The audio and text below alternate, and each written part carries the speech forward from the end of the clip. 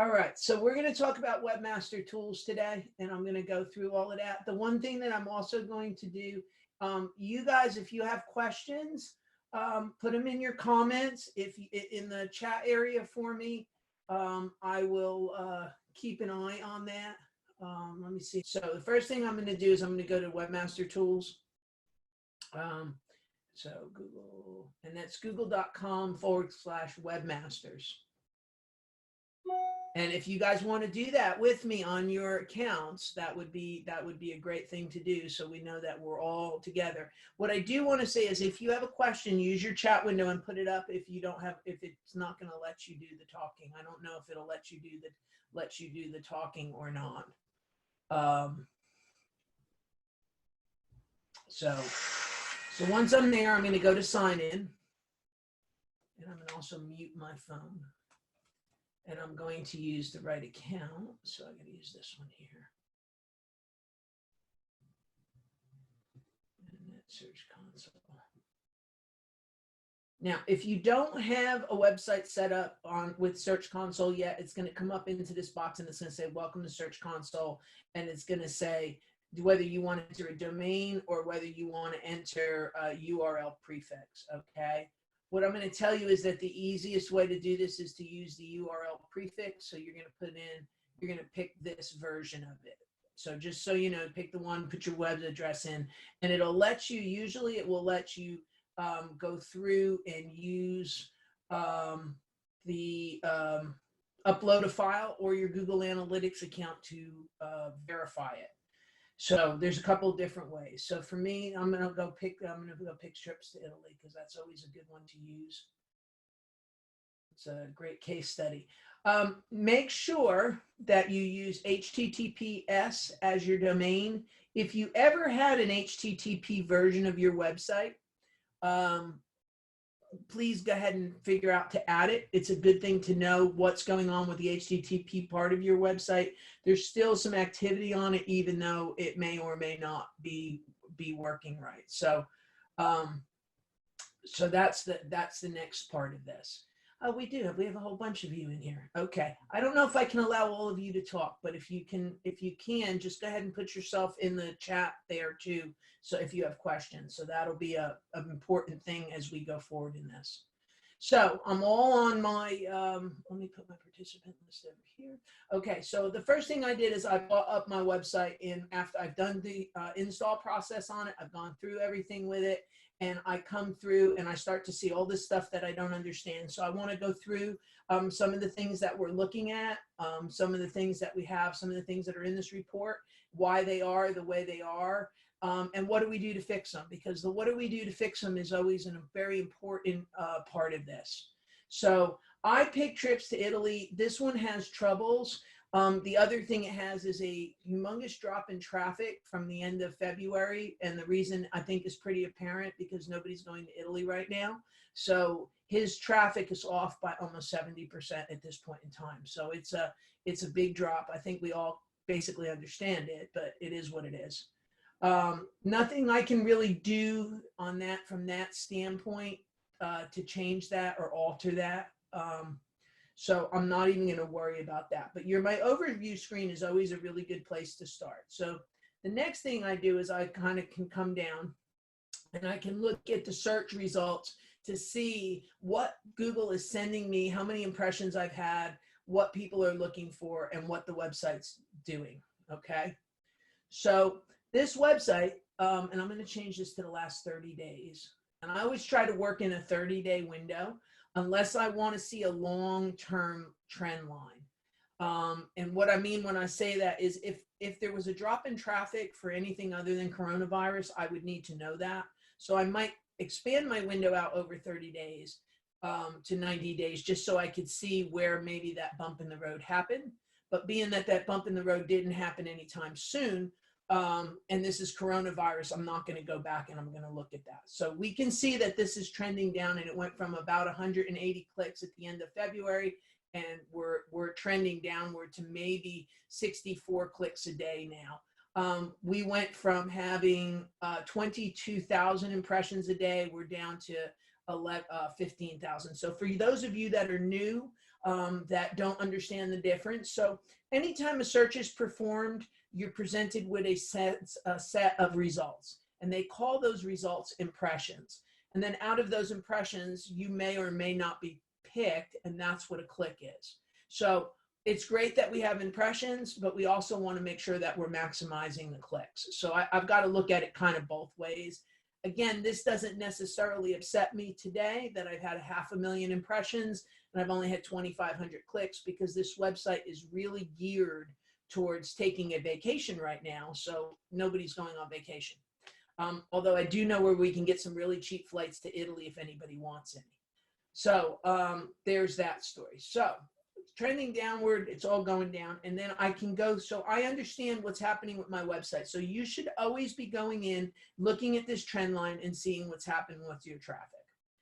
The next thing that they give us is what they consider to be the top words that your website's ranking on. And this is one of the few ways that remains for you to be able to have some idea of what keywords are being utilized. So it's a really good way to look down this. I'm going to point something out on this particular site because it's an interesting thing that I observe when I see this. So what I see when I start to look down this is that I have a lot of terms that have nothing to do with vacations except for this one here. The rest of them all are about visiting Italy, learning about Italy, tour, regions of Italy. And if I look at my impression lines, I'm going to sort this by impression so you can see. Regions of Italy, we rank very well on that.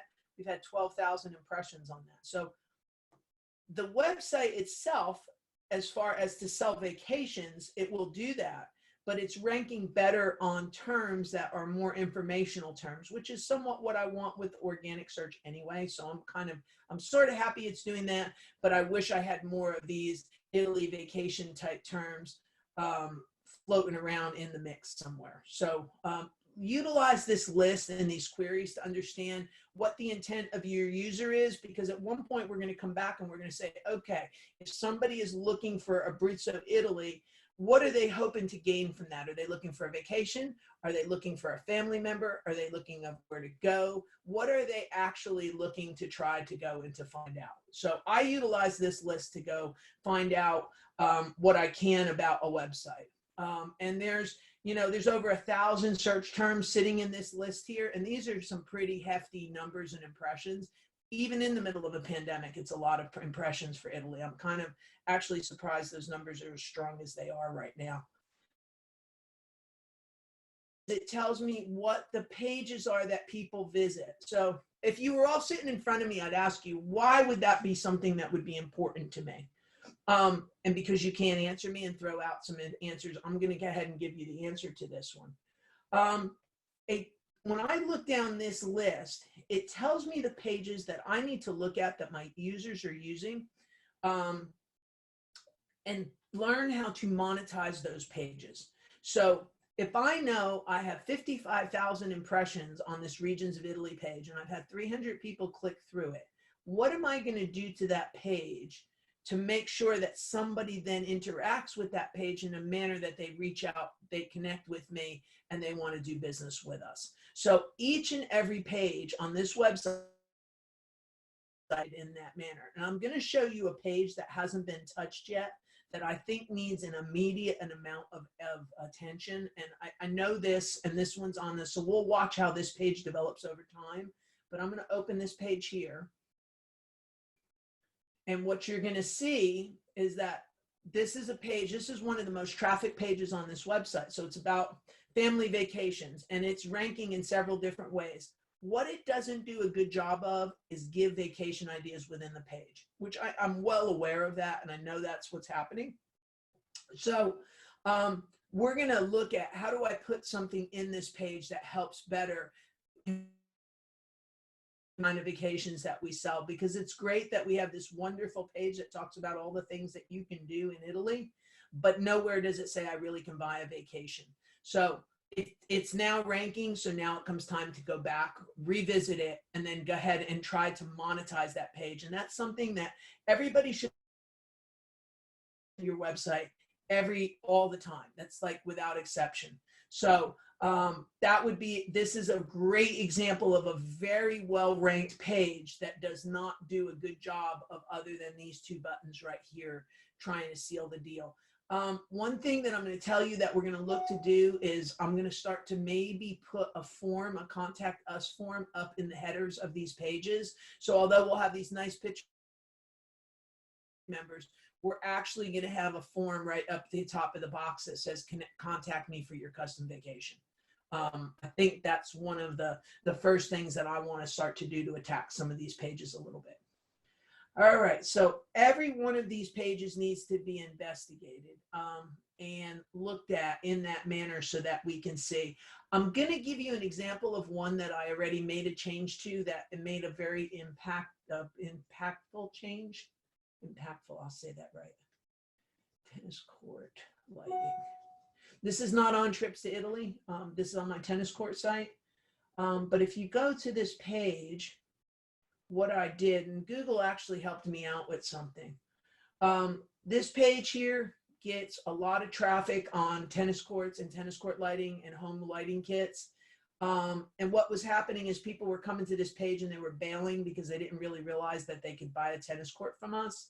So what we did was we put this nice little Canva graphic right in the middle of the page that basically said, hey, come look at all the tennis courts we have. They start at $8,750, which that sounds like, oh my goodness, why did you do that? But anybody looking to buy a tennis court light for their house knows that they're spending about $8 grand to put a court in their house. So that's why that's working. So this, once I put this here, we started to then get some phone calls that said, hey, can you, we want to buy tennis court lights from you or something. So this is a great example. The other thing that if you notice, Google was kind enough to put my price right here in the search results. So this is my website, this is my line, and I also actually have our ads sitting in their results telling my end user what our prices are starting at. So it's really, to my mind, this is a win on how this was all put together and how this is assembled. And that should be something that we're looking at.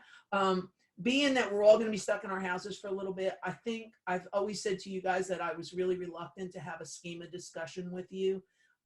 Just because it was a little bit more complicated, but I think I may start to do that, being I can do this from my home computer and you actually can see what I'm doing on screen, how I'm assembling it, and what actually needs to be done to make this type of box appear on a website. It's an important box, it's important to have, and it's really something that we need to be on a goal for. But what I wanted to show you is that if you do your conversion action right, you're going to end up with stuff like this running around the internet that helps promote sales. This site doesn't have that strong of a footing on it, and we'll need to do that. So this is some of those things that I know, and I use this pages report to make my priority list, because if I have a page that has no impressions on it and no traffic on it, I'm not going to waste my time until the day it has traffic or it has any type of material like that on it. So I'm gonna work based on this list, based on what is going to be the most impact for my website. I can look at countries. I personally don't know that I necessarily care where my traffic is coming from. Most of it should be coming from the United States. The only time I really ever see this line get out of whack is if there's some type of hacking activity. Let's say you had India sitting as your #1 website. I would be calling your webmaster or somebody that knows what they're looking at and finding out why India is your #1 website. So that's what the countries report will do. The devices report give me an idea of what I need to optimize for in platform. You'll notice that we have desktop, and more than half the traffic to this website is still on a desktop. I also have a large mobile presence, which is your phone, and then tablets seem to be falling by the wayside. Everybody's using their phone, and it's kind of lagging in the end. But I'm going to be looking at what can I do to make sure this website is optimized for a desktop. Next thing I'm going to do is the thing is what they did, the search appearance, is they start to tell you where this appears. So that box that I just showed you is a rich snippet results box. And you can see on this website that I have 34 of those. I have 34, I'm going to call them wins, because at this point in time, everybody's goal should be trying to get into those snippet boxes. There's a whole methodology to that, and we'll do that in a future class again. I mean, I've done it. I don't think Tom is here. He and I have been trying to bounce this one around for quite a while, but we've been trying to get you guys on point on how to do it without being way over the top in technology. But the goal is to get these rich snippet boxes, because they are always above the search results, and the end users tend to interact with them pretty good. If you look, there's actually a reasonable click through here on this.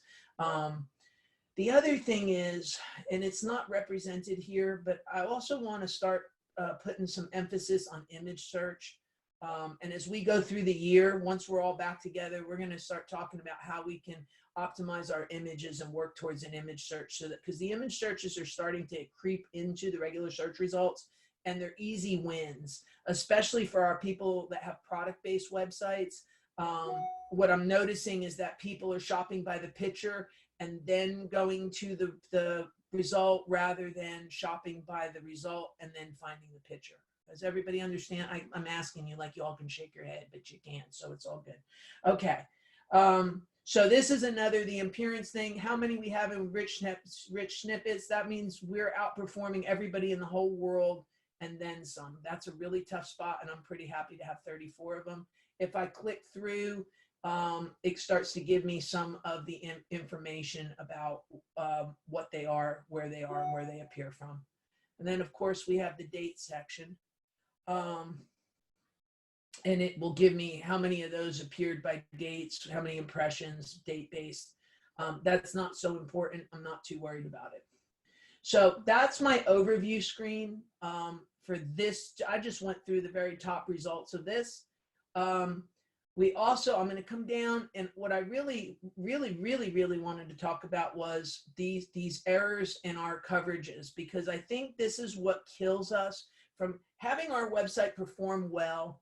What kills us is the errors that I find within websites, and how websites are assembled, and the mistakes that are made within them. And if Google's going to go as far as to make a report and tell me about errors, then I better have enough sense about me to go pull up those errors, go read what's there, and figure out if it's something I have to fix, why it's not doing what it's supposed to do. I picked this particular site because I know this website has 10,000 excluded pages, and it's a great example. I also see several of my chamber peeps in the room, so I'm going to actually, I think theirs is on this list, and I'm going to go ahead and try to pull through and pull that up here in just a minute too, so we can kind of walk through your site. All right, so the first thing I did is I want to know what these 180 errors are. So I'm going to start down my list. So there's 5 separate types of errors, okay? So I'm going to go to the first error, and I'm going to click on it, and it's going to tell me that there's 94 pages that I told Google not to index. And I'm going to have to say to myself, why did I tell them not to index this? So if you notice this, you'll notice every one of them is the exact same. So A, it was done intentionally. And what it is, and I know what it is by what it is without looking at it, is it's actually a map page. And if you look, it gives you a region. Again, if you were all in front of me, I would ask you the question. And the question I would ask you is, why would I tell Google not to index this page? So does anybody want to take a shot at that over in the answers? And if you don't, that's okay. I'll give you all a second. Does anybody know why I told Google not to index this page? None of you are answering. I'll tell you the answer. Page is blank. So this page literally has no content on it whatsoever. And because it has no content on it, if I told Google to index it, Google would penalize this page simply because this page has nothing on it. So what we did was say, hey, Google, don't index this page. So Google, that's right, Katrina. So Google can't see it. Don't put it in. We did this on purpose, but we did this for the end user, not for your benefit. So we did this intentionally to convey to Google that we don't want you to include this page because this was a page that would put, I don't know why you can't see what people are chatting about. I can see it, but you can't. So yes, and it means Google can't see the content and they'll ding you. And that is right. So if this was a really thin page that had just a few words on it, they actually penalize you for that. Those of you that have heard me talk for years know I'm telling you now you have to have 900 words on a page. So if you put 5 words on a page and you go put it up, they're gonna get you in 2 seconds flat. And this one's even worse because what it is we only have the reviews built into the page. We've got these pictures, we've got this map. There is literally nothing else but the words of the city for Italy. So that's why this page was purposely omitted from the index. So when I look at it, I knew that without doing it, but it's a good refresher to me why I have 94 pages not marked for not indexed. What I am going to do though, is I'm going to flip down them and I'm going to bring this out to 250 because I want to go up it and make sure every page that I have has that Explorer at the end of it. So I know for a fact that these were done on purpose and I don't have an accident. Oops, somebody marked the page, don't index it, and it wasn't. But these are all clean and green. They're all what I want them to do. This is exactly how I want Google to see it. So let's go back to our next error. All right, this is a redirect error, and this is another common problem I see on old sites, that a page is redirected and redirected and redirected, and finally what ends up happening is the loop breaks. So I'm going to put this up, and what I'm going to bet is going to happen is it's going to say, too many redirects, we can't process it because you chained it from one to the next to the next. And this website is about 14 years old, and this is about the 4th iteration of this website. So what's happened is this website has a lot of those kind of damaged little things in it. What I will do is there's not that many of them because there's 30-some thousand pages, and yet I only have 66 that were affected. So I think we've done good. I just have to give these to my system admin and he'll sort out what's causing this and start to move on down with that part of it.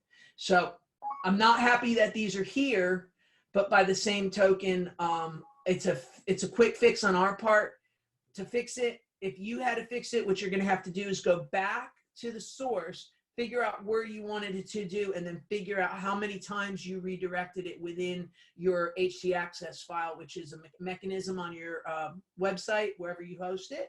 Or if you're using a WordPress plugin for redirects, how many times did you redirect it and what caused that to happen? So this is not a good thing that this is doing it. I'm really fine that there's only 66 of them out of 20-some thousand pages. All right, so that's that one. Next one is pages that are showing a result, but also saying this page is not found. And we're going to talk about this. What these pages are on this website, this is a very common error that I see through websites, that they're issuing this 404 error, but the page is actually found. So Google's confused by that. So each one of these are a review of Tommaso's services. And what's happened is somewhere in there, it's issuing this because it's redirecting somewhere. It's a mechanical error. I think there is 400 in some of these. So if there's only 13 of them that aren't working right, I'll have Charlie fix these. That'll be awesome. It'll be great. 13 out of 500.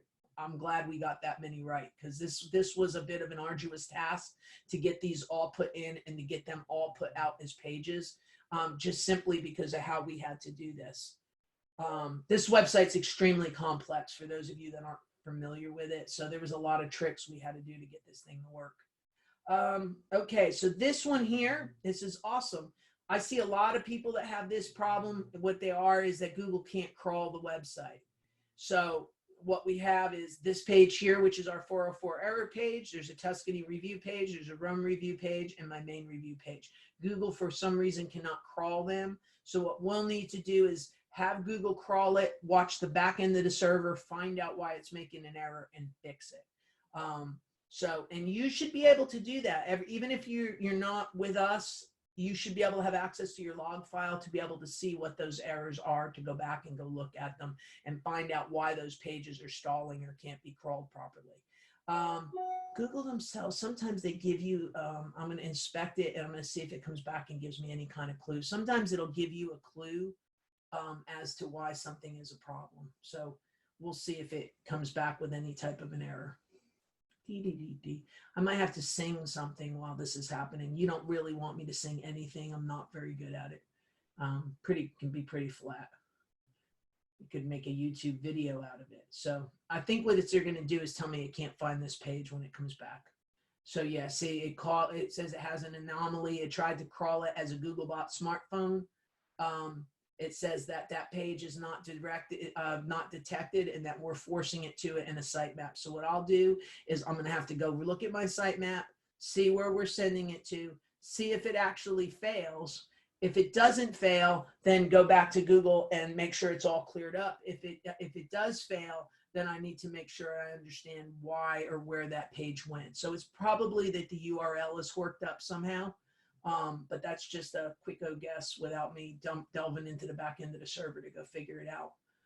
All right, let's see, crawl issues. And then out of all the pages on the whole website, lucky me, I only have 3 pages that are not found.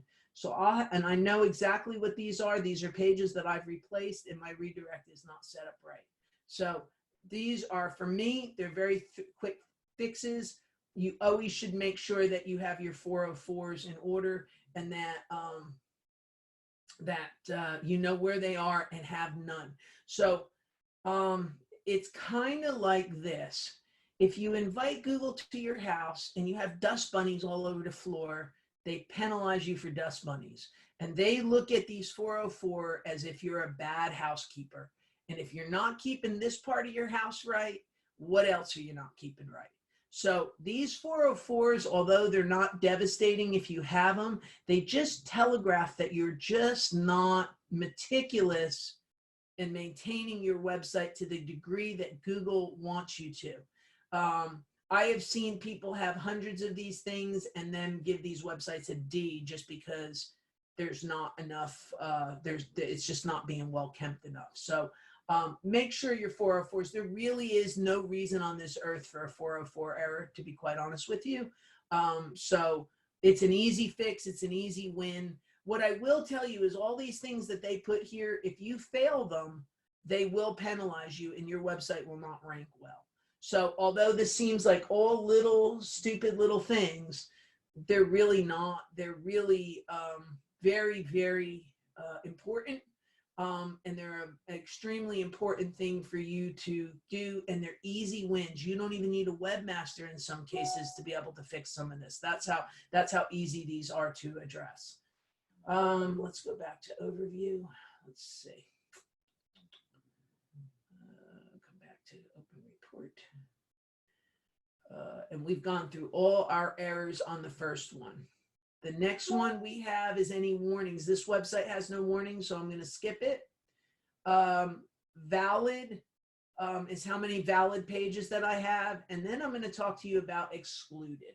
And I have never liked having excluded pages in my results. But it's the world we live in now, and we're just going to have to deal with it. So some of these are completely valid, and I'm okay with that they excluded it. So let me explain the difference between a good exclude and a bad exclude. Okay, so let's start with this page redirect. We went through and we took a website and we redirected it, and we had to account for all the pages. So what Google did is they said, okay, you have taken this page, which we'll call page A, and you've redirected it to page B. So what we're going to do is we're going to exclude page A from showing up in our search results.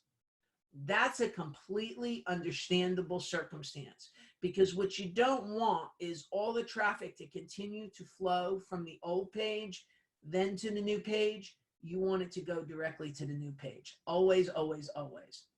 However, how do I want to say this? The problem is they need to keep these old pages because in many cases, there's outside links that link to them. So what I mean when I say this, and I'm going to use the Chamber's website as an example. If I'm in the Houston Chronicle, that link in the Houston Chronicle will never change. So you still have to account for that link. What Google has done is they are passing the credit from the Chronicle to our website. If that link went away in totality, you would lose the credit from the Chronicle to that website. So they had to come up with a way to not have their index polluted with bad URLs, but still pass the links. So this is where this whole excluded thing on links and redirects came from, because what they wanted to make sure is that if your old links were there, they still could honor them, but they didn't feel like they wanted to keep trying to index those old pages. So we wanted to be really careful. I'm okay with these. I'm not upset by the fact that these are excluded. These don't bother me because they should be. If I started to look at them, they redirect to other pages and they make complete sense. Google wants to take them out, take them out.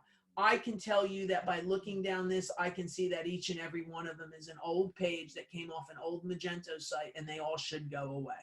So understand that the page redirects, you have to understand that you have to have them. They must be there. They always must be there, but Google's not going to put them in their index in their original native format. They're going to use the new URL. So don't be alarmed by that one. The one that I'm alarmed by that really bothers me is this one. See where it says discovered but not currently indexed, and there's 400 and some odd pages like this? Okay, this is a problem. Now, what I'm going to say is that these are all this page here. Let me see if I can bring this down more.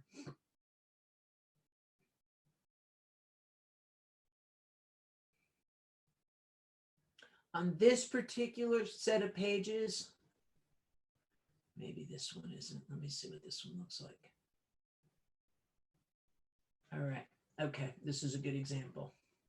All right. If you look, I'm looking down this and I can see that.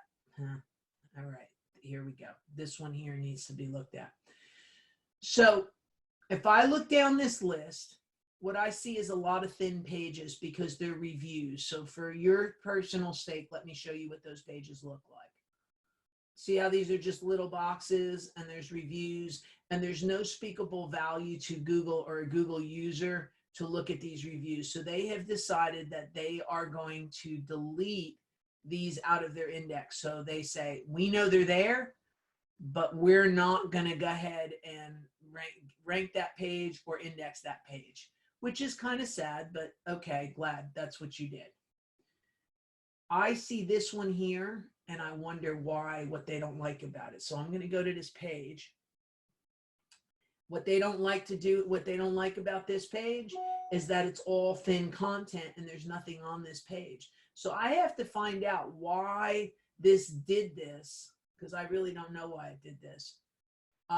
And why these are showing up blank like this. This should have been a real big page with a lot of information on it, and then with these travel guides at the bottom. So I'm going to have to go in and figure out what this page is about, but this page should not be excluded because this is a page that has my travel guides on it and some information on it. It may be that they're thinking it's thin, but I'm thinking this is a page that I need to get addressed. Every page that's valid that you come across, you need to address and fix. This is as much as it is that bothers me that they're doing this. I'm also glad they're letting me know what pages they find a problem on my website, so I can identify problems on the website with stuff that's been done.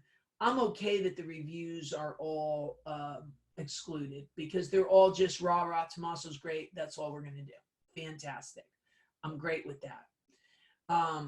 But the reality is you shouldn't have any of these unless you truly understand why you have them. And what I was seeing, and I have some other sites that their actual content pages have been excluded.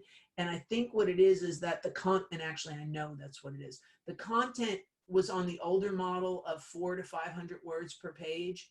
And they really don't add value to the internet. And Google says, you know, this is really a thin content page. So we're just going to go ahead and penalize you for that. And they're going to go ahead and take that page down. So that's what they've done on some of this. So I want to stop a minute. I want to make sure everybody's with me. Is everybody okay with what I'm saying? Does anybody have any questions? Do you have any specific answers? Because this excluded page thing is a really big deal. It's somewhat new, and it's something that we should know. Yeah, your head is, everybody's head is about to explode in this class. That's the way the class goes.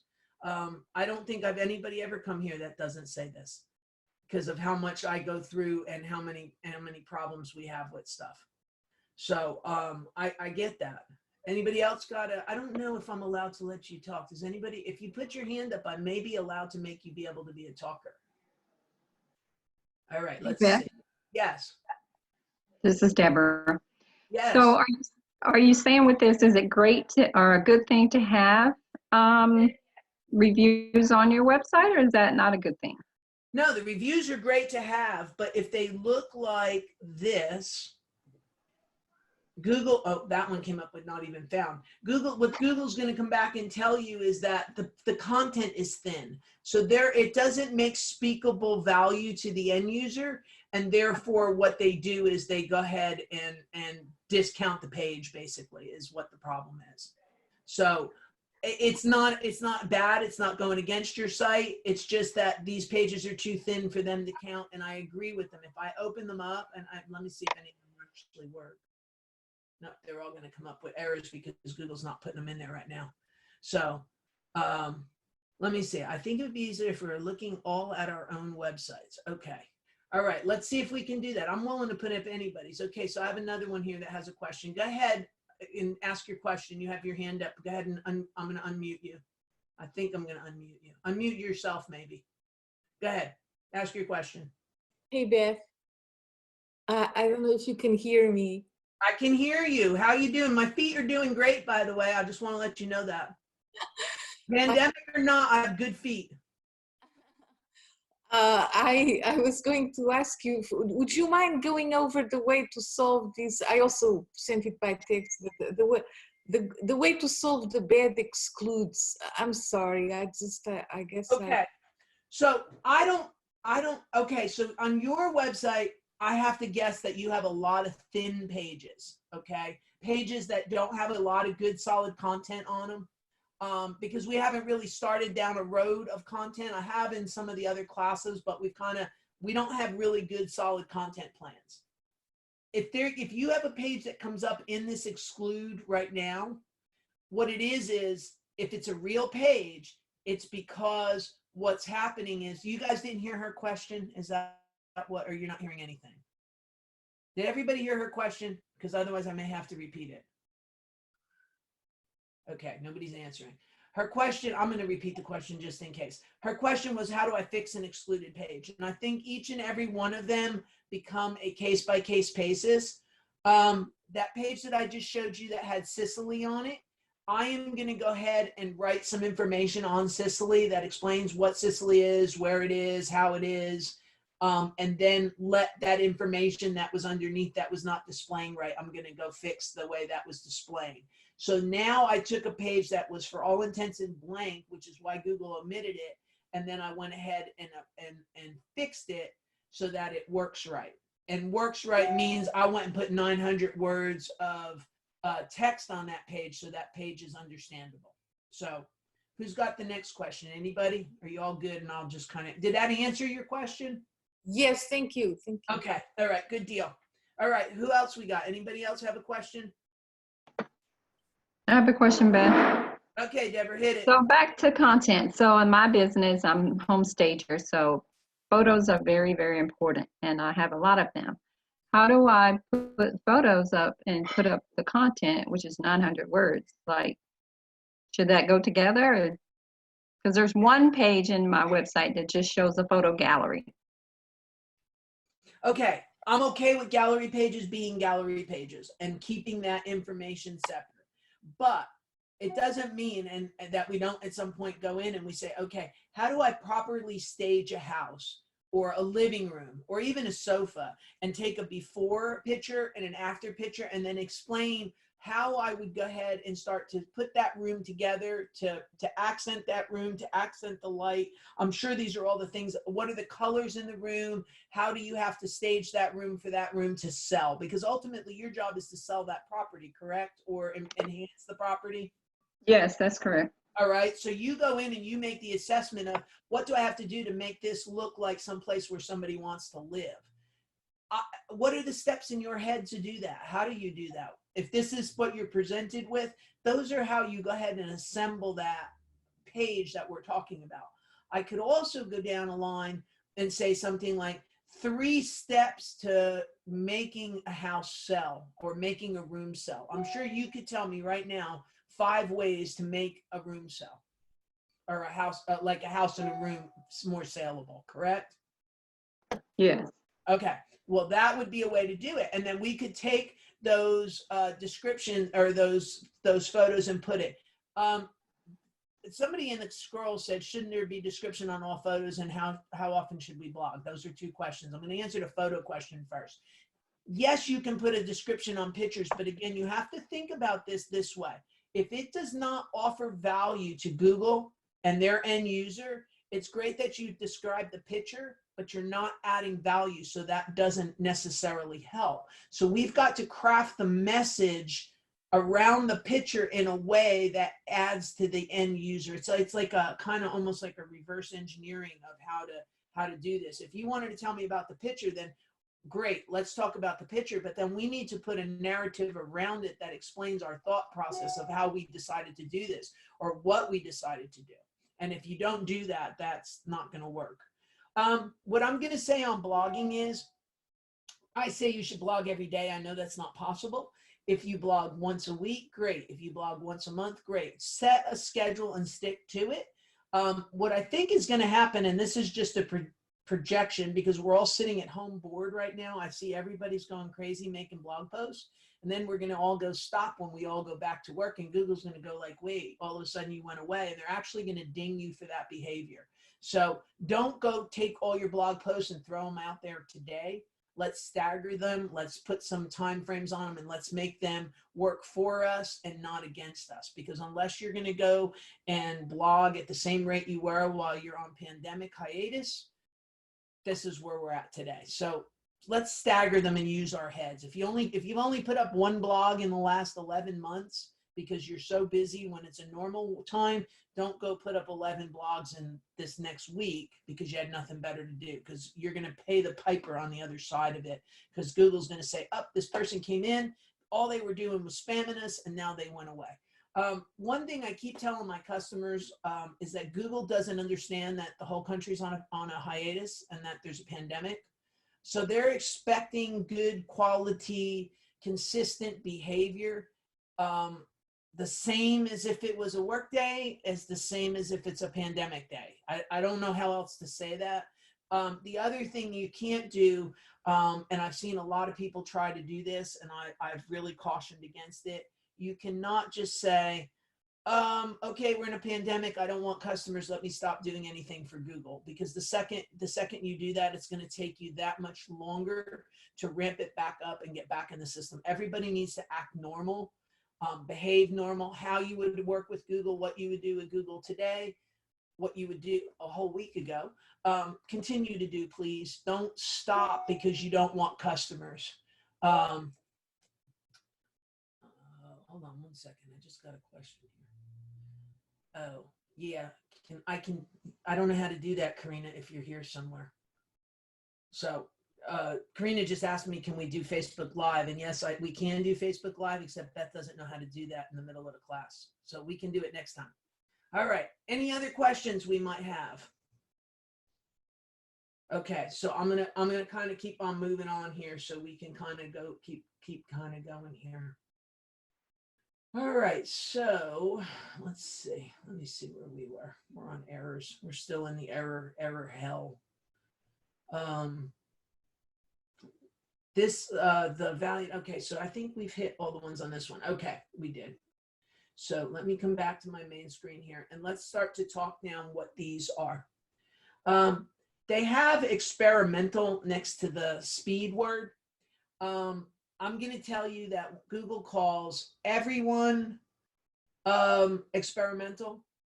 Even Google itself is experimental. I don't know if you noticed that, but everything's in beta. Gmail's in beta. Everything is, nothing is ever full sword here. So with that said, they have I'm going to say they're counting a speed then we need to talk about how fast or how slow everything's going. Okay. You need to make sure that you know how to do a speed test. You need to make sure you know what you're doing with it. And you need to know how to fix it. And I'm going to tell you I'm going to give you a place to go. And you can run a speed test, and then we're going to talk about this here in a minute. So there is, let's go back to this. And I think Tommaso has it.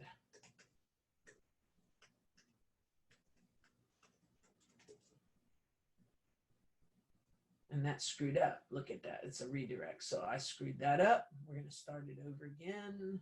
So first of all, the website you're going to use is gtmetrics.com. Make sure you do HTTPS, unlike me who did HTTP like it was 1942. And it's going to do a little speed test analysis on our website and see how fast or how slow it is. So I'm letting it do that right now. It's thinking. Is this a free site, Beth? Yes, it's absolutely free. So this website, the front side of this website does not run a caching server. So you can see that it has a very slow result to it. I'm in the process, and on the very home page, it's getting a bad score. I have a new homepage that I haven't put up yet for this website that's in the process of being built. And I'm going to show you the difference with a caching server so you can see what happens when you actually run your website and fix the website through WordPress properly. And I think this hasn't even been optimized, but let's go ahead and shove it in here. Yes, the GT metrics, it tells you a lot. The trick of this is a caching server. You have to have a caching server wherever you are in this world.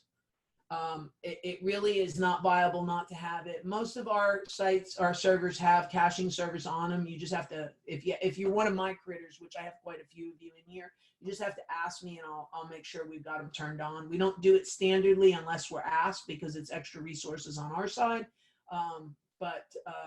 Yes, everybody can and should be running caching servers. So let's see what this comes up with when we do this.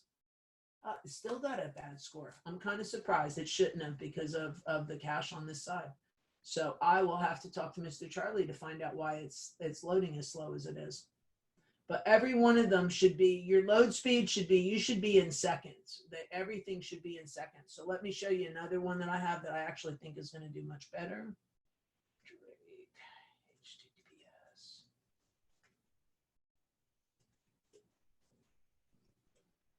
Let's do this one. Every one of them is different and everyone's needs are different. So I'll just have to double check them out. I think this one has an A. It takes it a minute to, what it does is go through. You don't have to worry about anything other than, yeah, it does. So you're worrying about the page, the page speed. You don't ever have to worry about these other ones down here. They're not enough. This one doesn't have the intricacies of trips to Italy, although I am going to talk to Charlie and have him fix my new homepage when it comes up and goes live. But you can see this one has an A on it. And the biggest thing it has is it's using the caching server, and it's my server is creating that. Okay, so Duchess, I don't know who you are. You have to give me your website address. And if you give me your website address, I'll put it in here and tell you what the answer is. I just don't, some of you put names in and I don't know. Some of you, I do know exactly who you are. Okay, let me pull it up here. Yeah, if you don't use your new name, your real name, I'm not good at osmosis to know who you are. So that's where that gets a little crazy, but Okay, let's see. Design S. All right, let's see what this one is. We can kind of look at these. I can kind of do this, and we can kind of tell you what it needs to do to fix these. My first guess is you're not going to have a caching server, which always seems to be the problem, but let me take a look. Anybody else needs me to take a look, let me know also.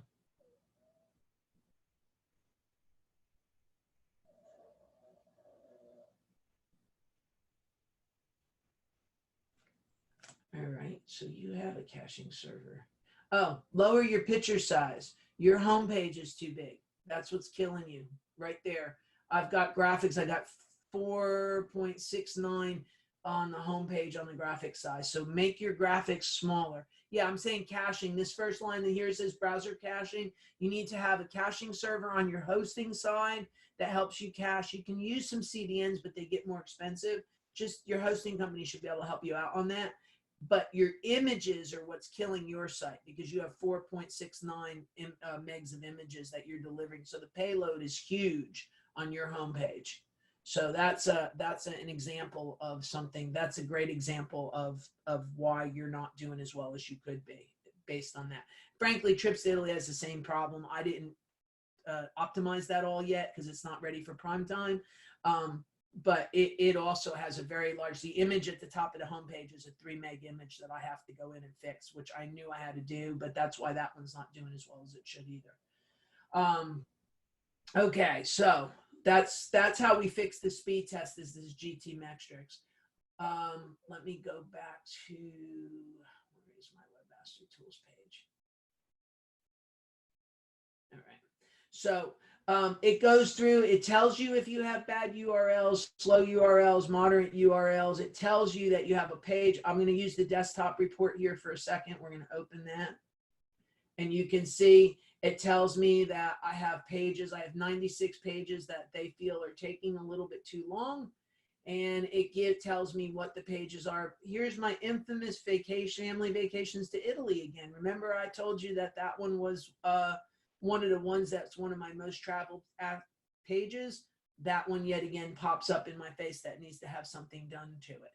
So it's again another case of something needing to be addressed. So we'll take a look at that. I'm sure what its problem is the graphic at the top of that page is too big, and I just may leave it because it's not hurting a page because it's ranking number 2.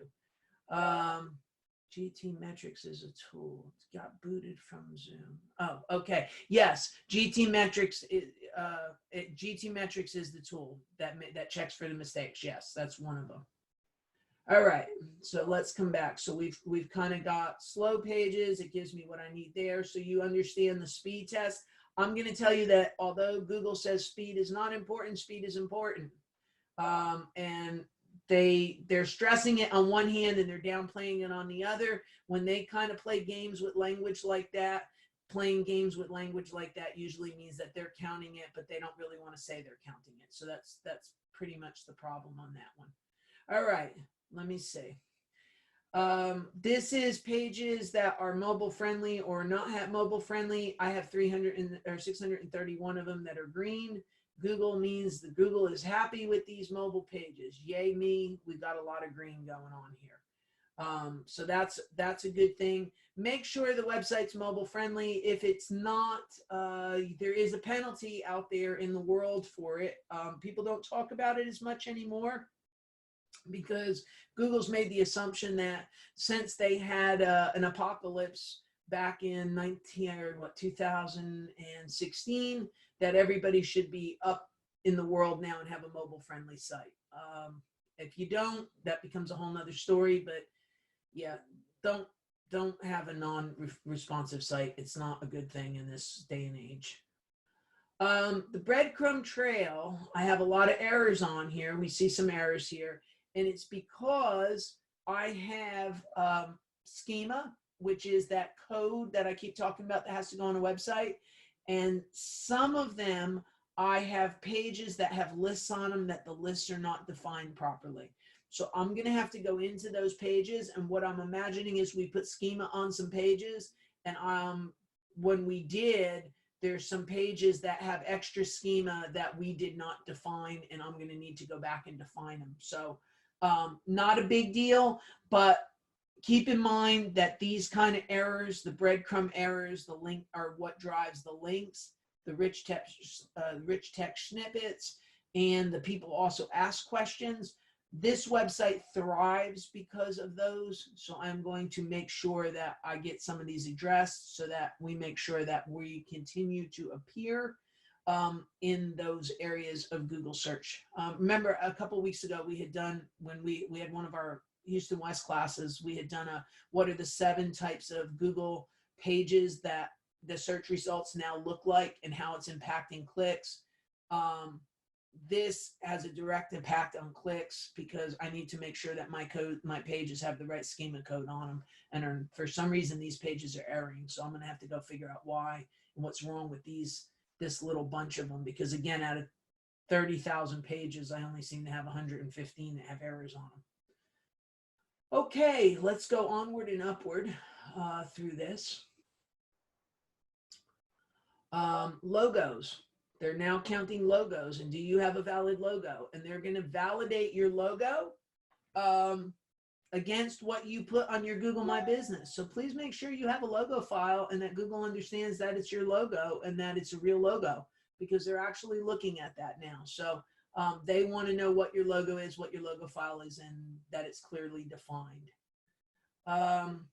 Product pages. This website doesn't have true product pages. But if you notice, these are schema errors, and they're all about, I don't have, what I didn't do on the reviews, and honestly, it's because the plugin that I'm using for them didn't have this as part of it. The schema code is really specific in what it wants added. And on a review code, it wants the name of the person that's doing the review, and it also wants the review count. So 1, 2, 3, 4, 5. So I actually have to have Charlie rewrite the plugin on this for me to actually utilize the name and also create a review count out of the stars. This is not a common problem most of you will have, because you don't have 500 or 600 reviews sitting on a website.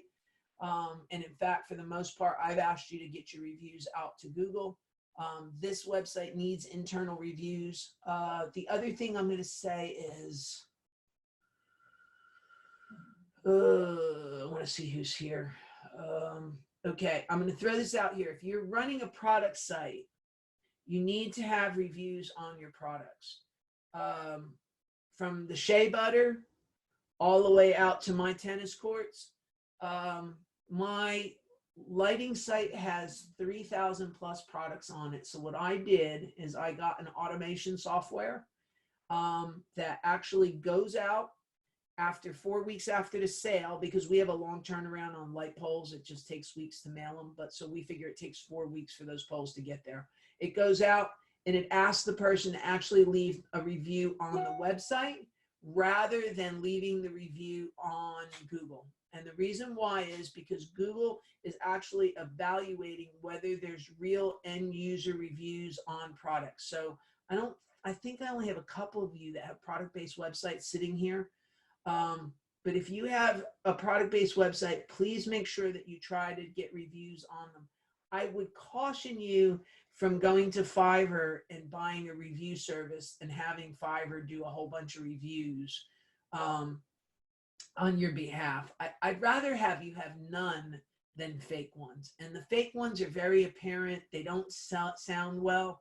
And the end user formulates a somewhat negative opinion about your business when you do that. So I'm not going to encourage you to go do fake any type of reviews or any type of review systems. I just, my thought on it, I'm soliciting them off our own customers. If they take the time to do it, great. If they don't, that's fine. We just going to keep on keeping on, because it's just, I don't want to encourage bad behavior with fake ones. So I understand this. My fix is going to be that I have to have a custom program written to fix this. We understand it, so I'm not going to freak out about it. One of the things I'm going to say is that as long as I understand the errors and I know why I have them, I then can make the determination in my head whether it is valid to go fix it? Is it okay to leave it? What do I want to do with it? How do I want to be? Where do I want to go?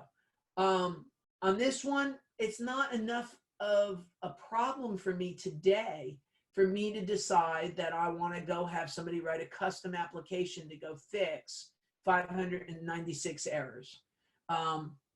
What I would say is, in this site, it doesn't have it, but if you have a gunshot wound, let's not worry about a hangnail. And I'm going to put this in a hangnail category. Again, small business owners always need to prioritize what they need to do. So that also makes it a very interesting circumstance, because I think if you have to pick and choose, please pick the things that have the most amount of value. Don't worry about the little tiny pesky things. This is a little tiny pesky thing. This one here, if you notice, yet again, it's talking about those reviews in that review plugin. It's missing the name, it's missing the author, it's missing that. It's because I put schema to tell Google that these are reviews, and I did not, the plugin that I use doesn't have complete information. So that's going to be fixed on a couple hours. Charlie's going to just write them in, and that'll be the end of that. These will all be fixed in one shot. The 313 that are valid is because I went ahead and added them to by hand and fixed them by hand. So that's why those are showing okay, because every once in a while I happen to cross them and they're like, oh, and I'm like, oh, I'm here, let me just fix it. All right, let's see. We've got no problem with the site links boxes. That means that all my navigation is put together. The green is, yes, the goal is to have all green. Absolutely. That is the absolute goal. My navigation is right. It gave me 76. So my site links and my search boxes will all come out right on Google. If you start to look at this, you'll see that. So I'm doing really good on that, on my overview on that one. And that is the overview screen. And you guys always laugh at me because it takes me a really long time to get through things. I think this is the fastest I've ever gotten through Webmaster Tools ever in the history of Webmaster Tools. I'm going to kind of say that. I want you to, each one of these are broken down on the side. So all those things that we kind of talked about are already broken down here on the side over here. I do want to talk about this here. This site doesn't have any, but one of the most important things that we can make sure we never have is a manual action. And what those manual actions are things that have so bothered Google that they have come and they have penalized you for doing them. Let me see if I can put my hands. Let me see if it's in here. No, it's not here anymore. So to give you an example, when I got thrown into the LED spot world, the guy that had it before me had made so many links to so many bad places that we actually ended up with a manual action that Google, we literally took the whole website down and they said, you're still penalized. It was that damaged and that bad. If you have a manual action, you've got a really big problem. I could probably talk on manual actions and removing manual actions for hours, all on that. I don't think anybody in this room probably would ever even know what to do wrong to have a manual action. So there's that aspect of it. The one thing I will say is I've never taught you guys how to do something wrong enough to hurt yourselves. And but if you ever did, or you ever got, went out on the internet and they said, go make links to your website, and you went and made links to your website, rest assured you're going to end up with a manual action somewhere. The next thing I'm going to tell you about is I want make sure everybody submits a sitemap. And those sitemaps are extremely important because it tells Google about the pages. So any of you that have been around this for a really long time, remember a point in time that we would have to go out and we would have to tell Google or anybody, there was this whole submit your website to the search engines situation. And you would go out and you would go list your website and it would go submit it into their queue. They would come out and spider it. And Google took that ability away a while ago. And the reason why is because these sitemaps that are feeds into the website tell Google what's on that website. And when you add a page, it adds it to the sitemap's in Google. So everybody needs to submit a sitemap for their website.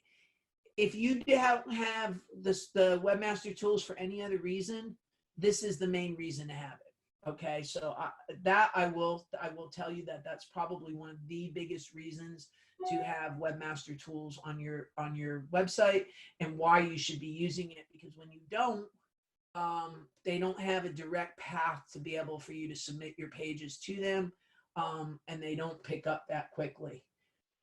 Let's see, what else do I got? Manual action, security issues. Security issues are another thing that appear here. You see it a lot in the search results, that it'll come up and say this website may be hacked. This website has malware.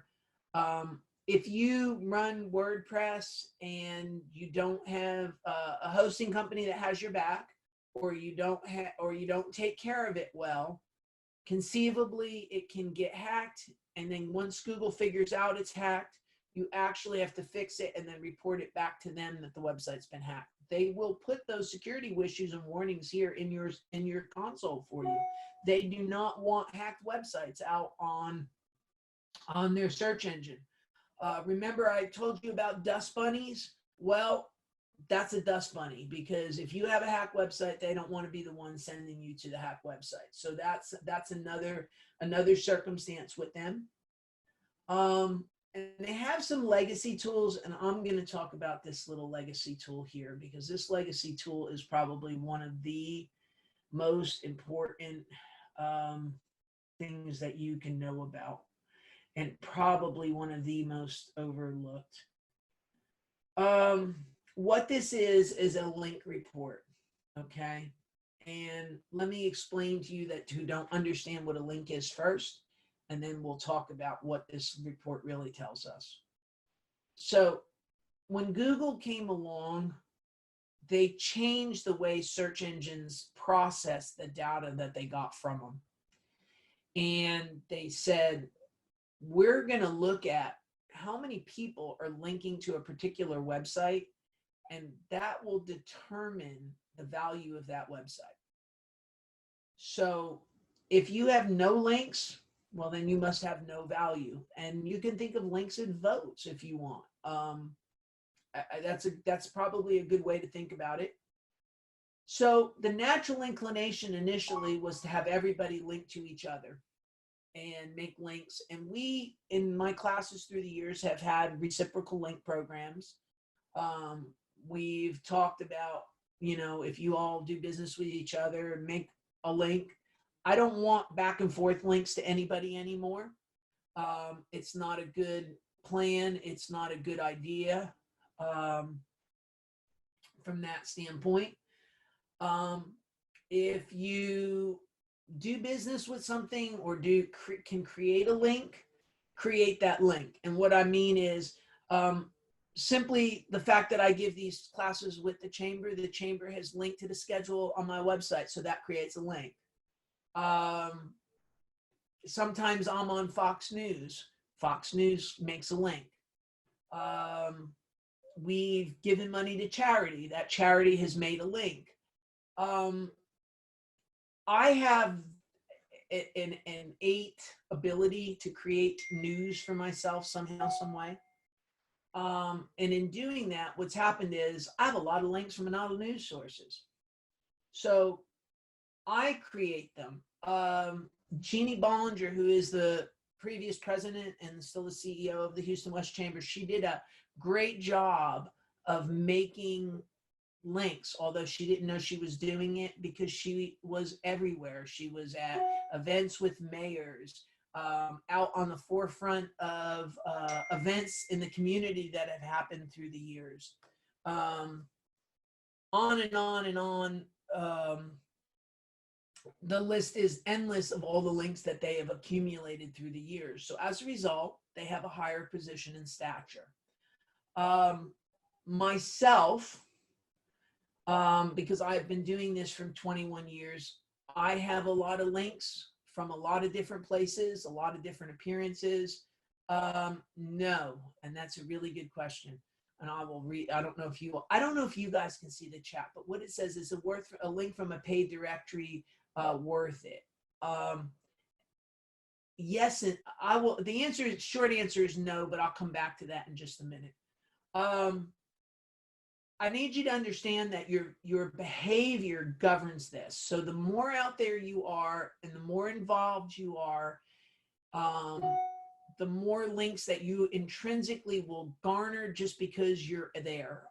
Blair is in my Memorial Women's group with me. She has a link back to her from Memorial Women's. I have a link from Memorial Women's. The things that you're involved in, the chamber itself gives you a link from their directory. So when you choose a chamber, there's a couple in town that I recommend. Of course, Houston West #1 because they have one of the highest profiles out there. The value from the Houston West Chamber is far greater than some of the other chambers out there. I mean, like leaps and bounds greater. And they're ranked on a score of about 1 to 100 now. And I'm trying to really kind of make this understandable. The more links that you get from better sources, the higher your authority, the better your trust is, and the more that goes up. So you want these links, but you need to come about them honestly. Now, there's a lot of people out there in this world that come about them dishonestly. And Google's aware of that. And they watch the speed on which you acquire a link. They watch what would be typical for your industry. They watch where they're from, and they grade your website and therefore rank your website by the value of these links. So everybody with me so far? I'm going to assume you're all shaking your head yes.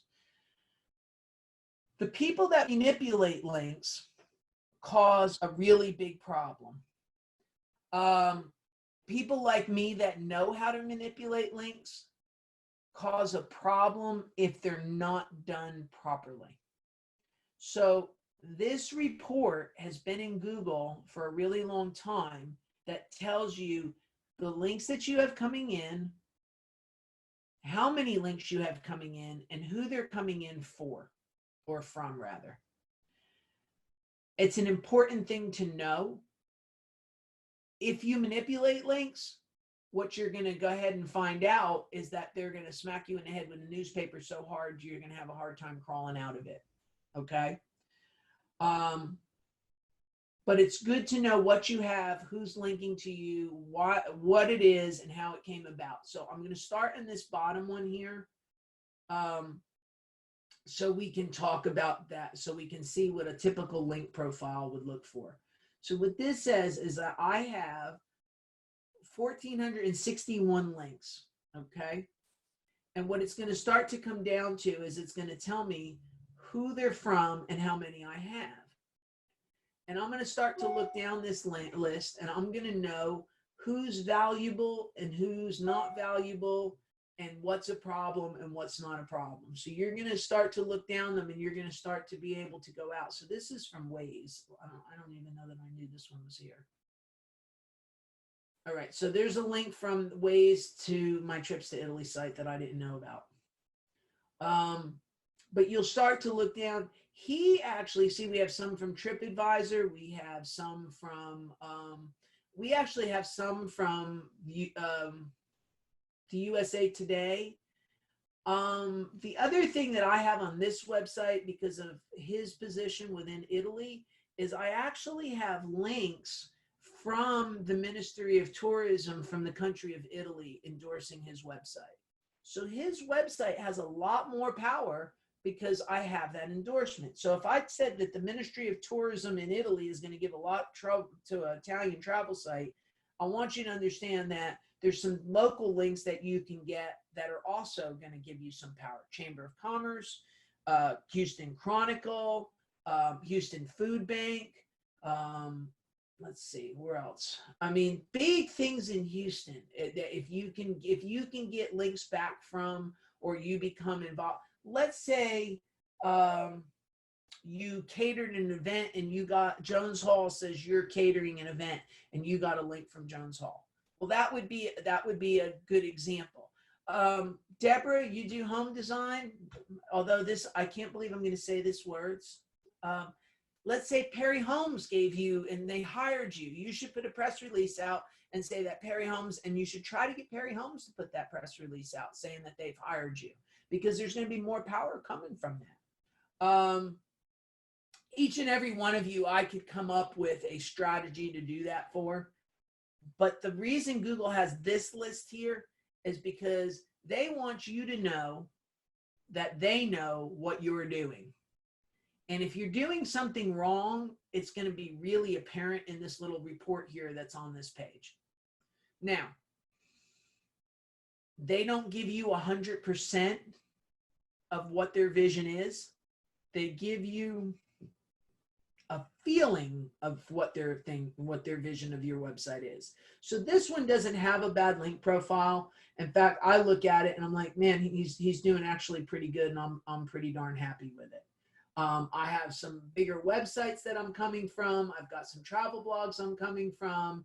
I've got newspapers that I'm coming from. I have the Italian Cultural Center I'm coming from. I've got a lot of good going on here. What else I would say is this gentleman sells Italian vacations. If he had links from the Swedish Society of Travel, that obviously would not be a good link, because a Swedish travel agency has nothing to do with an Italian vacation company. So that disconnect is also noticed, and that can be implied, although that's speaking in hyperbole, that could be implied that I was manipulating those links. So be aware that you don't want to really manipulate them. And if you do, they'll catch on. But this is where you can go to evaluate what that really looks like. So just to understand that piece of it, okay? And you see, we've got a really big list of stuff coming off of some pretty big, even the BBB is here. The Houston Italian Festival is here. I would ask in a classroom why that link is important. Anybody want to guess why that link would be an important link to have from the Houston Italian Festival? You guys are slow typers. I'm going to give you the answer. The word Houston's in the link. So that's one of the biggest events here in Houston, is from the Italian side of the world. So that's a pretty important link for us to have a link from. That one has a lot of value to it. So that's a good circumstance to have. So understand that this link report is one of the most important parts of this. So now we're going to talk about what the other panels are. Going in hand with those links, Google also looks at what is linking to you and the words that they use to link to you. Okay. So I'm gonna talk, this one here probably gives me a really good example. The word source, if I just walked in the room to you and said source, you would say to me, okay, what does that mean? So what Google sees when it's crawling the web and it sees a link in a reference to your website that says the word source, they have no idea whether that link is a good or a bad link for your website. Trips to Italy is a brand name. But what you would want to see is maybe the word Italian vacation in here. But we don't see a lot of those. So it's good and bad to have monetizable, but those are called as monetizable keywords. I would like to see a little bit more focus in this link profile on some of the things that he does. So like this one here, this is not a place for fleeting visits, but rather a careful exploration. I need to go figure out where that link is coming from. And if I can control it, that link needs to be vacations in Marches, or however you say it. My Italian, even though I was born there, is really bad. But this link is a horrible link. I need to go figure out where it's coming from, and I need to get that one fixed, because that really is bad. Now this one, travel blog focused on vacation in Italy. Okay, I'm good with that. All right. Regions in Italy, which is best for you, I'm good with that. Italy vacation packages, I'm good with that. I don't think we have enough of those. There is a formula about how many, it's kind of a loose formula, about how many monetizable keywords, like what you do. So mine would be, you know, web design, web hosting, SEO services. How many times can I say that in a link versus SEO 411? I'm better to say more SEO 411 with the SEO and the 411 together, and not having SEO 411 split into two. When I split it into two, Google may think I'm trying to spam in the SEO term and actually penalize me for that. So that's that story. These are very important because you do want to make sure they're focused. This one is not as focused as I would like it. There's almost 200 and some odd variants of keywords that are used when referencing this website. So I need to bring a little bit more focus in some of the link key terms on this, like this one here. The best time to travel to Italy by region and interest, and the best time to travel to Italy, Pisa, Tuscany. That makes absolutely no sense to me, and I have no idea why that's linking and how that's linking. So I need to put my little shoes on and go figure out and start walking around the internet and find out why these links say what they say, and then what am I going to do to start to fix them. Okay, so understand who's linking to us, how those links count, and what are the words that are being used to make those links. Those are three extremely important pieces that you need to know when you're looking at this Webmaster tools. And then here's an easy win that everybody gets wrong, I guarantee you. So you see this top link page on the right-hand side here? These are the pages within your website that you have links to. I think that this is one of the most misunderstood and misused ranking variables that are out there, and it is no longer manipulated enough. It used to be manipulated too much. I think that everybody went away from it, and I think it's an easy win. So what this is, when you start to look at it, is how pages are linked to each other within your website.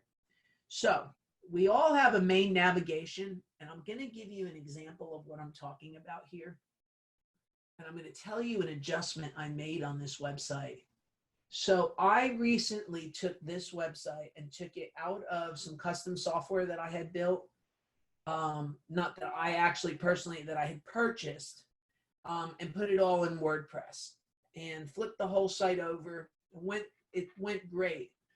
From the point I flipped it though, I was like, you know, one thing about this website's always bothered me, and that it's because I didn't have this navigation having this tree coming off of it. So I went in and I added a concise menu, a concise hierarchy, like we've talked about when we talk about building a hierarchy, but I added it under the lighting products and then added the subcategories to it. Okay. What has happened since I added just this row here, that's all I added to this, after I flipped the website, that was all I added, is terms like light poles we're now on the first page of. And it's because what I did is I took the word light poles and reinforced it completely throughout the site, just simply by adding it to the navigation. So I created this internal link structure completely by adding it to the navigation of the website. I would ask you all to shake your hands if you understand, but this is so important. If anybody has any questions or want to ask anything on this, now is the time, because this is one of those things that if you get this wrong, this is actually going to hurt you. So I see no hands up. I'm amazed. Okay, then I'm just going to keep on keeping on. All right. So what I want everybody to do is to make sure that we have this natural structure being created, at least in your navigation, to break it out and explain it. You'll notice this site has some of those same attributes: vacations, honeymoons, vacation packages, food and wine, cultural toys. Every site that I build has that hierarchy built into the navigation. But I'm going to show you another place where it gets dropped off, and a lot of people haven't been doing this. There for a while, everybody was doing it. And then everybody was doing it so much that it became a problem. So everybody went and cut it all off the bottom. and it should have never been completely cut off. It should have been allowed to stay. So you see this nice little nest here of pages. If you notice, this actually matches this vacation tree up here. So what I did is I took all the pages that are in this same vertical on that website, and I linked them together in the navigation. And if you go to any one of those other pages, what you're going to find out is this same navigation exists at the bottom. It's a nesting of pages, and it's an extremely important component so that you have each of these verticals interacting with each other. So it's only this tree is interlinked to each other. It doesn't link into any of the other parts of the website. None of them are linked. Only this tree is linked on this page. And what it does is it basically is creating this circumstance that is making almost a mini website out of my Italian vacation. So Google understands that. They understand that I created, I'm going to use the word, this encapsulation. And we're going to go ahead and be able to put all of this together. And when we do, what it's doing is I kind of liken it to a house in Galveston, that the more cinder blocks you put underneath it, the higher up the house goes. It's the same concept here, that all those little pages that I put are cinder blocks pushing us up to the top of the search engine. It is, I think, and I know people will disagree with me at this point in time, but I think it's one of the most overlooked things that people don't do to help themselves. That they don't create that encapsulation. They don't put that internal linking structure together properly. I know web designers don't. Web designers don't think in terms of how to assemble a website for Google. So they don't put together the website properly, so the pages are not supported properly. The other thing that I put on the bottom of this page so that it's there for everybody is all the regions in Italy and all these subpages that I have that talk about Italy, all are listed on the bottom of this website. So I literally have encapsulated on the bottom of every page on this website the entire city structure of all of Italy, which is why I now have pages ranking on the term Florence or Abruzzo or Tuscany, because at the end of the day, I have pointed so many links at each of those individual pages just simply by creating this structure at the bottom. Can it be overdone? Absolutely. Can you do too much? Absolutely. I have seen websites that put a lot of verbiage within the links at the bottom, and what that does is dilute the page content, so the page is no longer ranked right.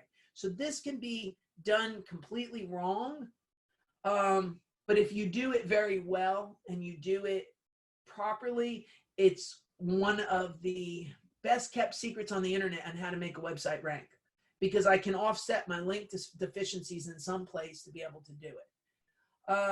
Okay, I will answer whoever the little R person here is in a minute. And then the Duchess, it's google.com/webmaster tools, or Google Webmaster Tools, and they'll take you to it. It says Search Console now.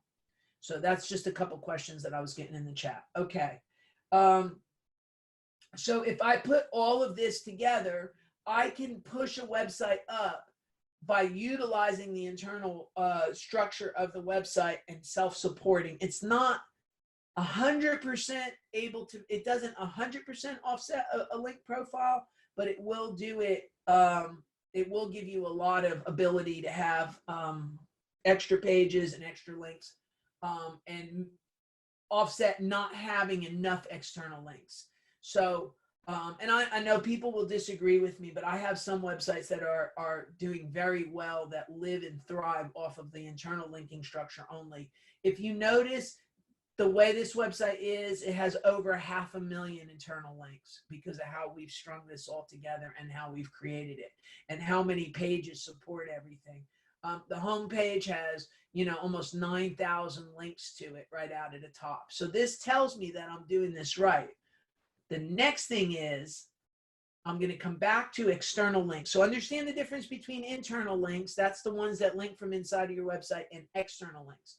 This is the other mistake that I see that people make, okay? When I artificially create links, the natural inclination is to link it to your homepage. And the reality is that that would never be real, because if I was going to come to your website and take me, for example, if you were going to say that website offers web hosting plans, what you would do is you would go and link it to the web hosting plan page. You wouldn't link it necessarily to the homepage of the website. Virginia, I'm going to allow you to talk. Is this Virginia up in Kingwood? I don't know. Maybe you can't hear me because you're asking me questions, and I think that I don't think you're in the right spot if you are. Can you hear me? Yeah, I can hear you. Are you up in Kingwood? Well, I'm in my home, but yeah, it's me from All Kingwood. right. All right. You're my friend from Remax, right? Yep, that's me. Okay. So here's the deal. I will take care of yours later. You don't need GoDaddy. I can do it from our side. Will you just send an email to tech support and I'll take care of that for you? Oh, that's great. Thanks. All right, you got it. You're struggling with something. You don't need to. I can go around GoDaddy and just upload a file to your website. So I'll take care of it for you later. Okay. Thanks. All right, that makes that life easy. All right, let me come back over here. All right. Okay, so I just want to make sure that everybody understands to spread your links out through your website, that if they're too consolidated on your homepage, that's not necessarily a good thing. If, let's say, for example, you had a charities page and you went out and you were featured in the Chronicle, and the Chronicle said to you, hey, tell us what other charities you have, and you give them the address to the charities page. The Chronicle, we really want them to make a link to the charities page, not to necessarily just your home page. Please take whatever link you can get, but the reality is the more we can get the links pointed to the page that they relate to, the better off we're going to be. We have links, and this is and I don't know whether this is going to allow me to do this or not. All right, so this Lake Como page is a really important page on this website.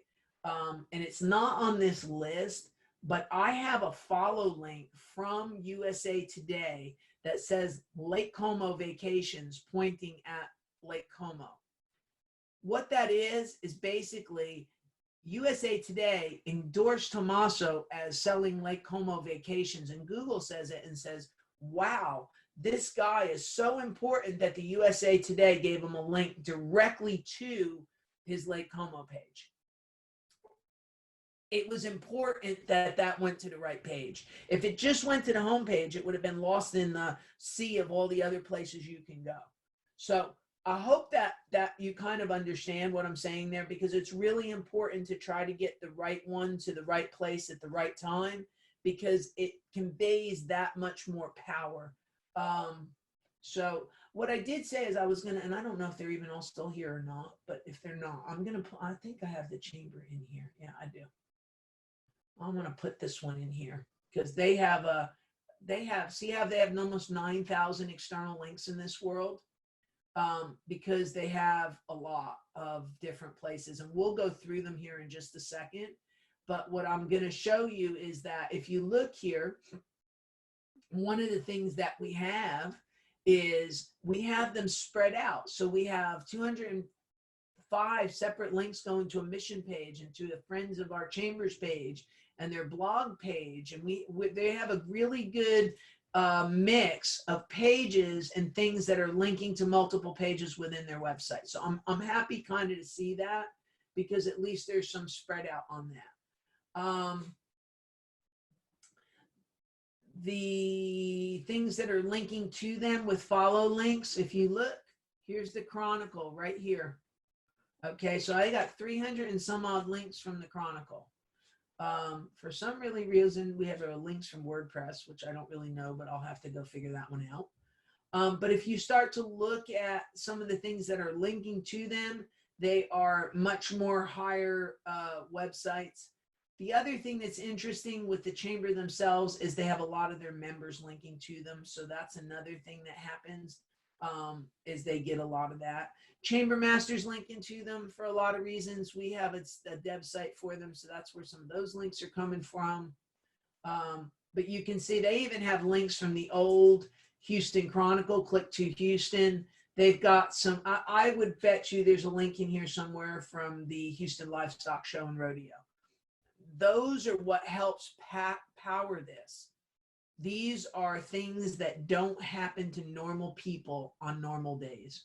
You don't get links from Click to Houston. True story. You know, sometimes anecdotally, it's sometimes easy to teach something. So I had a cigar guy. He sells cigar shops out in Champions. And all of a sudden, we noticed his website went through the roof on rankings, like just overnight. So we started to look around and say, hey, what caused this? Because that's not normal that this just happens on an overnight. We wake up one day and we find out that the website went from, 20 to 1. It just doesn't happen that way. So we started to look around, and what had happened is there was a guy that came into the cigar shop, and his wife was there with her new boyfriend, and he shot at the person. And what ended up happening is we had news stories, about 300 separate news outlets with links back to our website, simply because there was a shooting. Now, you know me, I have to make a joke about that. It's not funny. Nobody got hurt. Nobody died. But the guy came to me and said, how can we get more stuff like this? I told him to have more people come in and have husband and wife fights. But that's not really the thing you want to do. But the reality is those type of events actually can help drive your website. They can help make links that you normally wouldn't get. And you don't think about it, that those negativity type things would actually help you. But you can get that negative positive. I'm going to tell you, I have one of our members right now. I am trying to get the press out to them because of some of the COVID stuff and some of the things that they're doing to try to help the city.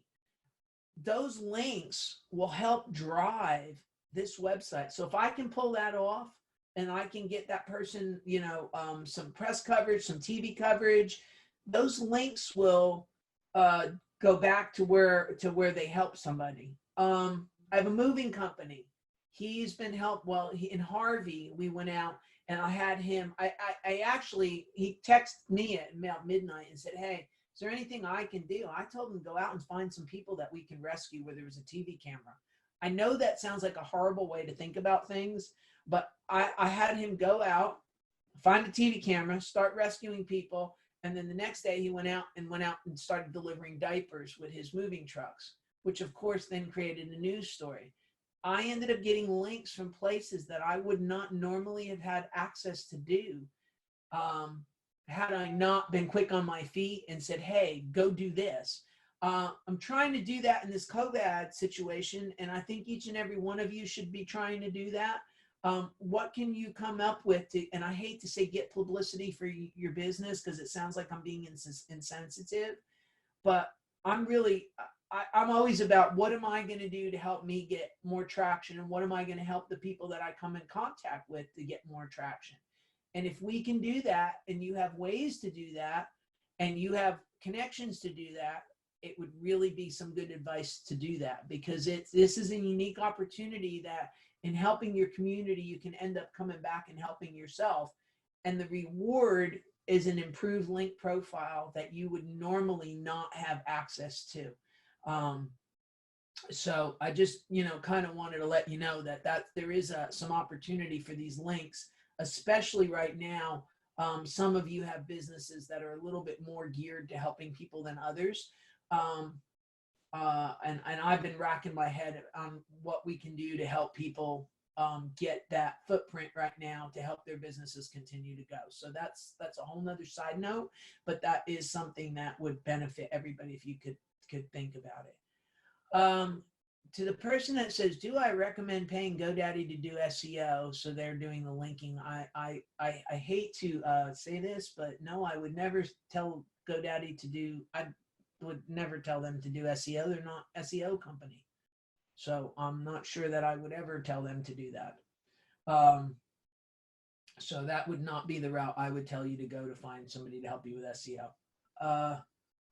Let's see, links. We've talked about links. I'm going to say you actually probably had more class time today than we've ever had because you guys can't talk to me and I can't answer you. But I think what I want to do is ask you if you all have any questions and let's kind of work down them for a little bit. If you have any, if it's related to this, great. If it's not related to this, I'll still answer it. I'm all good for that. If you want to stick your hand up, I can let you turn your mic on and we're good and we can kind of go from there. But if you don't have a question, that's fine too. And then we'll just kind of wrap it up. I think I've said everything I want to say about all of this today. So I'm going to give you guys some time to come up with what you need. Let's see. We got another one that says, oh, thank you. Oh, you're welcome. Anytime. And anything I can do to help you guys, you let me know on that stuff.